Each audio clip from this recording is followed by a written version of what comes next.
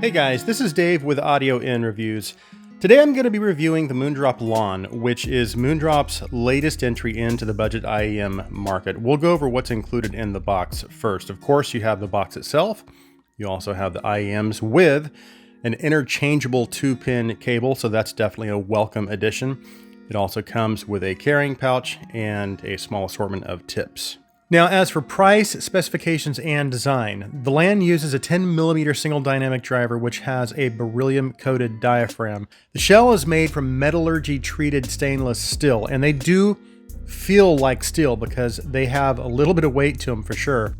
Not that they feel heavy in the ear necessarily, they just feel like a solid little IEM. They actually are quite comfortable, and I was able to get a good fit first try using the included ear tips. Now, regarding the design, I think it looks pretty cool. The build feels solid for the price, and I like the minimalist monochromatic approach they took with both the IEMs and the cable.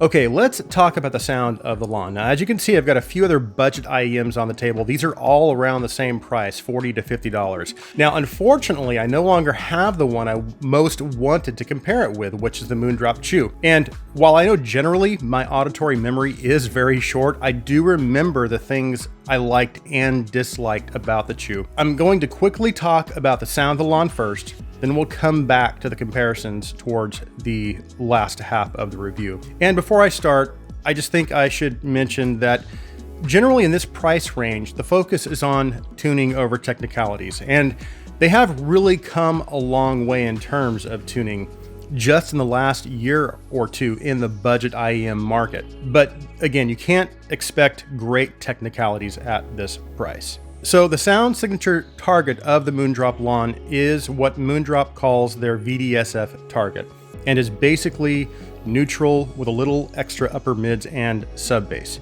The good part is that sounds pretty natural. The Lan actually sounds pretty natural, but it can sound a little thin at times. And I do appreciate the added sub bass because those frequencies do so much to help reinforce and support the bass as a whole. However, I only wish there was just a little bit more mid bass presence, because without that, male vocals and some other instruments like toms, deeper sounding percussive instruments, and even some higher bass notes on a bass guitar just don't have as much weight and richness that I like to hear. I also wish there was just a little more slam and impact in the bass. Of course, these are my preferences, so it's all subjective, of course, but there are good things about this approach to bass tuning, like you have relatively clean mid bass and a nice transition into the lower mid, so no muddiness or bass bleed, which means pretty good lower mid clarity for this price. And that clarity is sustained throughout the rest of the mid-range. The mid-range as a whole is good as far as clarity and detail retrieval. Now, as you move into the upper mids, you start to see a significant bump, and I'll put the graph up on the screen, around 5K, and it's just a little too much for me. This would be another good time again to remind you this is a budget IEM, so I'm really nitpicking here.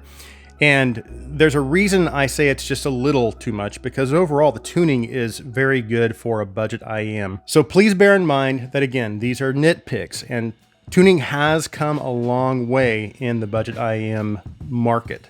But what that little extra upper mid and lower treble can do is push some parts of the vocal and instrument range just a little forward. Not that it sounds unnatural necessarily, it just sounds a little more forward to my ears, and it can start to get a little fatiguing. Now, once you move past that, the upper treble is quite good. It has good treble extension and enough upper treble presence to give you a greater sense of detail and that airiness, again, which is great, because I like my live recordings, and that's really good. It kind of helps to immerse you into those live recordings. Now, as for technicalities, again, this is where you have to temper your expectations with a budget IEM. The soundstage is actually decent. It's not wide, but it's not intimate either. It's wide enough to give you a good sense of space. Now, detail retrieval is just okay. We talked about detail and clarity in the mids. That's pretty good at this price. Unfortunately, as a whole, it's not the most resolving IEM, but it's as good for its price as any of the other IEMs I have on the table. And again, the technical performance is just going to be, it's about the same with all of these. So that being said, I think now would be a good time to go ahead and start doing some comparisons. We'll start with the Chew, and again, I don't have that one on hand, unfortunately. Now, I realize the Chew is half the cost, but I still think the comparison is warranted because they're tuned so similarly. And there were two things I felt didn't quite fit my tuning preference with the Chew. The mid-bass presence, I wanted a little more mid-bass presence and a little less mid-range and lower treble. So I guess my hope was that it would be corrected with the Lan, but unfortunately I still hear some of those, and I know this is a different IEM, but again, I was just kind of hoping that they would correct some of that with the Lan. And again, I still hear some of those same issues. It is better in the treble, but as you can see, and again, I'll have the graph up on the screen, everything below 9K is about the same. The reduction in the Lan's upper treble does help give it a little more of a natural sound compared to the Chew, and that is enough in my mind to consider this a slight upgrade over the Chew. I also think the Lan does step things up a bit by adding the interchangeable cable, and I do like the general presentation of the Lan a lot more than the Chew. So how does the Lan compare with other IEMs on the table? Well, we'll start with the Ola bass. I actually do prefer the Ola bass's overall tuning to the Lan. The bass levels are just closer to my preference. The mids of the Ola are still tuned a little forward for my taste, but generally the tuning is well done on the Ola bass. And the same goes for the Oranos. I just think the Oranos is tuned really well at this price. And again, the bass levels are closer to my preference than the bass levels of the Lan.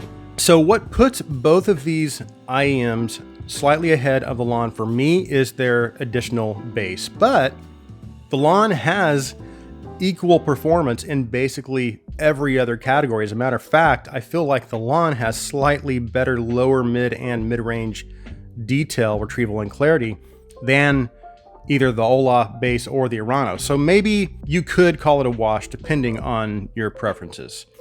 So how would I summarize my experience with the Lan? Honestly, despite my little nitpicks, I really do enjoy the Lan. I'm really glad they included an interchangeable cable, and I think the overall tuning, again, is really well done at this price.